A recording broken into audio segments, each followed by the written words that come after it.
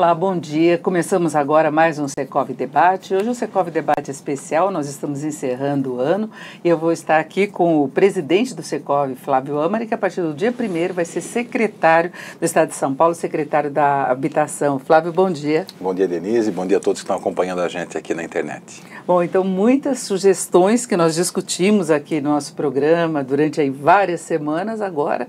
Você vai tentar aplicar lá na prática, do lado da Secretaria da Habitação. Pois é, foi difícil dizer não, e é uma das razões que eu disse sim no convite, Denise, é porque a gente ficou aqui muitas vezes, e não só aqui, durante muito tempo na vida a gente fica reclamando da dificuldade, da burocracia do setor público, da dificuldade que tem de aprovar projetos. Então, a hora que a gente tem a oportunidade de lá do lado de lá, a gente tem que fazer a nossa parte. E essa foi a razão que eu tomei a decisão de, no desafio de ficar do lado de lá do balcão, num tema que eu conheço bastante, que eu faço isso desde criança, mais de 30 anos, agora do lado de lá tentar buscar essa simplificação, essa desburocratização. Eu sei que é difícil, Denise, que muitos dos que já estiveram em cargos públicos também tiveram essa mesma intenção. Mas a gente precisa fazer a nossa parte, buscar esse processo de simplificar, porque as cidades e as regiões que têm menos problema de déficit habitacional é porque tiveram menos problema também na aprovação de projetos. Então, quando a gente simplifica a aprovação, a gente também resolve o problema do déficit habitacional das cidades, das regiões. Então, essa foi uma das razões que eu fiz, que me fez tomar essa decisão. Agora, uma das questões que muitas vezes atrapalham o andamento de projetos, a execução de iniciativas é a falta de recursos. E a gente ainda está num momento bastante complicado do país, o estado de São Paulo relativamente melhor do que outros, não é? Mas também com cobertor curto. Então, como definir aí uma programação de atuação na área de habitação que não dependa tanto de recursos do setor público? Quais seriam as principais iniciativas no sentido, principalmente, de reduzir a carência por moradia no estado? Então, o déficit habitacional não é só fazer mais casa. A gente tem várias ações que nós podemos buscar para diminuir o déficit habitacional, que em última análise é a razão principal da Secretaria. O objetivo, então, é a gente tentar diminuir o déficit. Cada região do Estado tem uma característica.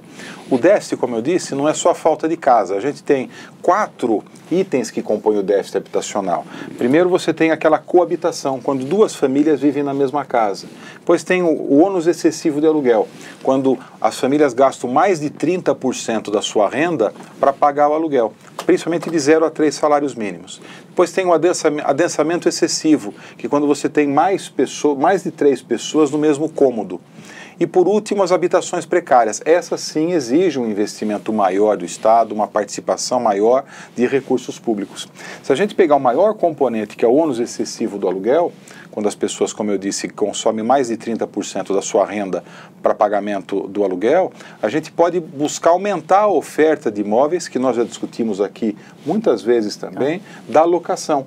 Por que será que o imóvel de alto valor tem um percentual de locação mais baixo e um imóvel de menor valor tem um percentual de valor de aluguel mais alto? Ou seja, um imóvel de R$2 milhões em São Paulo talvez tenha uma locação de 7, 8 mil reais. E às vezes um imóvel de 300, 400 mil, que deveria na mesma proporção custar 300, 400 reais, acaba custando quase 1.000, 1.500 reais. Então, a gente precisa ter mais oferta de imóveis de um valor menor para que o valor do aluguel seja também mais baixo. Tem menos oferta, as pessoas não produzem imóveis para atender a população de baixa renda. E os imóveis de alta renda, eles são mais ofertados. Então a gente precisa aumentar a oferta desses imóveis de baixa renda para que a gente tenha um valor de locação menor. E tem que incentivar essa produção, dando segurança jurídica para aqueles que produzem e tentar fazer também com que os municípios, principalmente das cidades médias e grandes, possam, até com incentivos urbanísticos, fomentar a produção desses imóveis.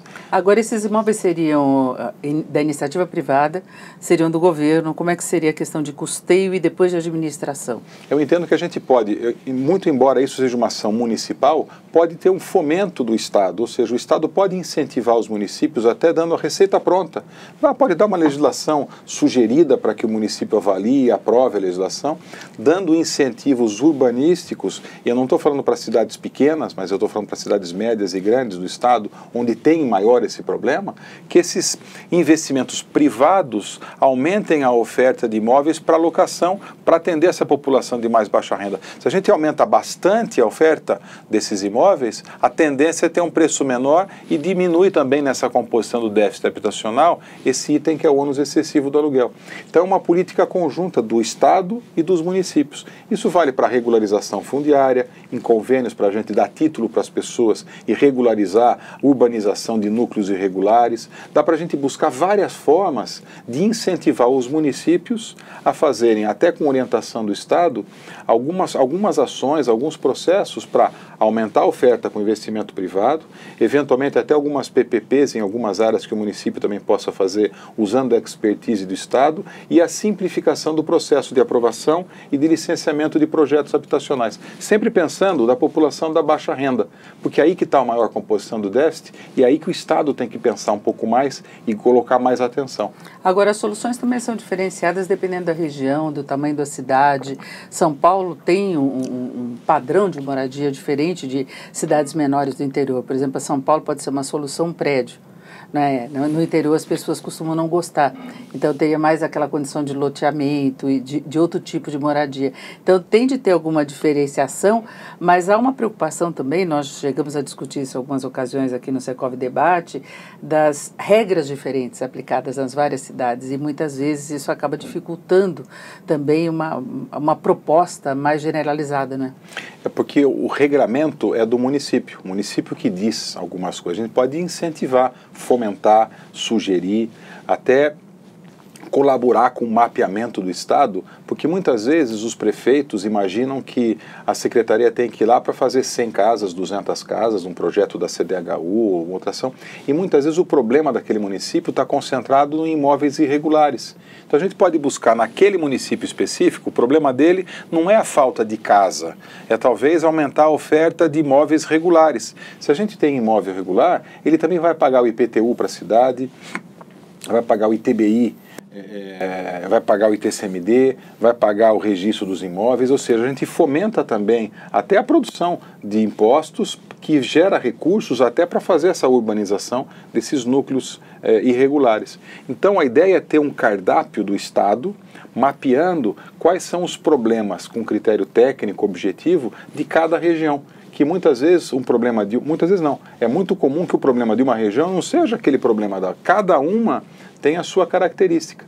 O desafio talvez seja mostrar para o prefeito ou para os prefeitos ou para aquelas organizações que estão naquelas regiões que o problema não é só fazer casa. A gente pode aumentar a oferta da locação, pode fomentar a produção de lote urbanizado, pode ter a regularização fundiária, encontrar a solução para cada um dos municípios de forma customizada. E o Minha Casa Minha Vida, como fica nos planos do Estado?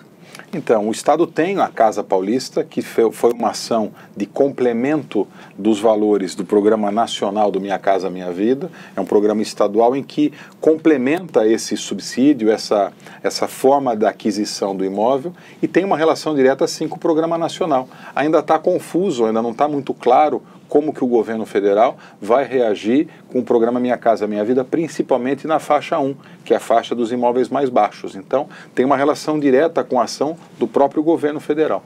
Eu só lembro quem está nos acompanhando aqui no Secov Debate, se quiser participar, mandar alguma pergunta, pode mandar também junto com o acompanhamento do nosso programa. Flávio Amari, que vai ser secretário da Habitação. Agora, qual seria o principal desafio no primeiro momento? O começo do seu trabalho? Acho que o desafio maior é viver o lado de lá. Porque, como eu disse no comecinho, Denise, eu sempre vivi do lado empresarial, institucional, mas nunca do poder público. E é diferente. Então o desafio é conhecer como funciona essa máquina, fazer com que as pessoas da própria secretaria tenham empatia e comprometimento com a causa. Eu acredito que tenham, mas a gente precisa ter essa construção. Mas já tem algum projeto inicial, alguma ideia para lançar na primeira semana? Eu acho que a gente tem sim algumas ideias, mas a gente precisa costurar isso dentro da própria equipe para que a gente consiga ter de forma concreta algumas ações. Mas o principal é ter um mapeamento do Estado e a gente não tem isso. A gente não consegue saber como é a composição do déficit de cada região, a demanda específica de cada região. Então o papel da gente é tentar fazer esse mapeamento do Estado para que a gente possa customizar soluções e ter o comprometimento da equipe, para que daí a gente consiga assim executar. Agora o desafio maior é viver ao lado de lá, Denise.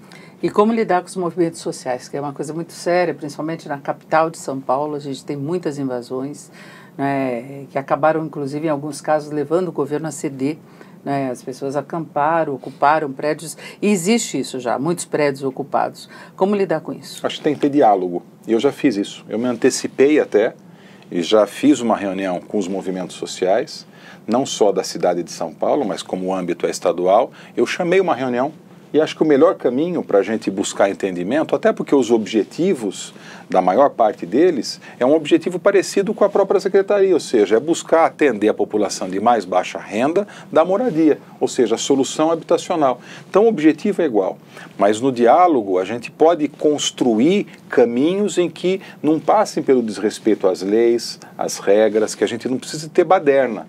Eu disse isso de forma bem clara, a gente tem que ter o diálogo construído, as portas vão estar abertas para a gente conversar, construir soluções, quero entender a demanda de cada um dos movimentos sociais do Estado inteiro e encontrar de forma criteriosa, ou seja, não dá para atender todo mundo em tudo que é pedido, mas de forma criteriosa e de forma técnica, como a gente constrói, mas nunca desrespeitando as leis. Eu disse a eles nesse encontro que eu tive que nós não podemos ter aqui invasão de terra, invasão de propriedade, a gente tem que, não precisa fazer baderna, querem fazer manifestação dentro de ordem, com respeito ao direito das pessoas, nenhum problema.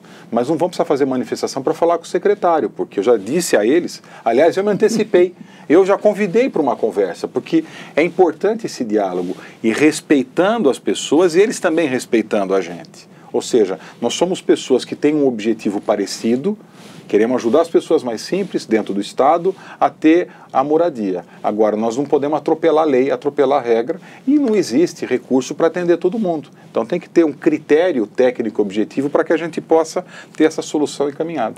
Bom, a gente está com um tempo curto, que agora ele já está começando com a agenda de secretário. Vou fazer só mais uma última questão. A questão das favelas, que nós temos muitas, principalmente em São Paulo. Urbanização é possível? Eu acho que sim, tem que ter uma parceria entre várias secretarias, ou seja, tem que ter um apoio da Secretaria de Justiça, da Secretaria do Saneamento e do Meio Ambiente, da própria CETESB que está embaixo dessa estrutura, Ministério Público, Defensoria Pública. É um desafio gigante, Denise, mas a gente tem que enfrentar os problemas e ele caminha junto com a regularização fundiária. A gente buscar urbanizar esses núcleos irregulares e dar o título para essas pessoas, a gente diminui o problema de violência, a gente melhora a condição de saúde das pessoas, porque quando você traz essa urbanização, você faz o saneamento básico e evita esse problema grande que existe de saúde, de dano ambiental.